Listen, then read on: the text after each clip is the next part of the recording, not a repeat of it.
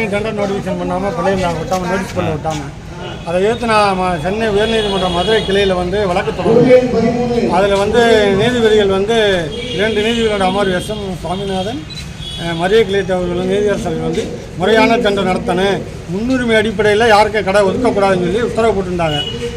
அதையும் மீறி எந்த ஒரு சாதாரண வியாபாரிகள்கிட்டையும் பொதுமக்கள்கிட்டையும் டிடி வாங்காமல் அராஜகமாக அவங்க வேண்டியவர்களுக்கு கடை ஒதுக்கி கொடுத்துட்டாங்க. இதில் பெரிய முறைகேடு நடந்திருக்கு. இன்னும் ஒரு வாரத்தில் என்னென்ன முறைகேடு விவரமாக சொல்கிறேன். இந்த டெண்டரை ரத்து பண்ணி திரும்ப மீண்டும் மறியெல்லாம் விடணும். வெளிநாடு பண்ணியிருக்கேன், அதை கண்டித்து வெளிநாடு பண்ணியிருக்கேன். உங்களுக்கு முறையாக பதில் அளித்தாங்களா? உள்ள கேட்டதுக்கு பதில் இல்லை பதில் அனைத்து கவுன்சிலர் கூச்சம் போட்டு இது பண்ணாங்க, அவ்வளோதான். முறையான பதில் கொடுங்க. உங்கள் பேர் என்ன? இதுமாதிரி ராமசுப்ரமணியன் என்ற டிஆர்எஸ் ஐயா. எத்தனாவது வார்டு? 21வது வார்டு நகர்மன்றம். எந்த கட்சி கவுன்சிலர் நீங்கள்? திராவிட முன்னேற்ற கழகம். எங்களுடைய தலைவர் முதலமைச்சர் நல்ல ஆட்சி நடத்திக்கிருக்கார் தமிழ்நாட்டில். ராமநாதபுரம் நகராட்சி இவ்வளோ கேவலமான முறையில் நிர்வாகம் நடந்துக்கிட்டு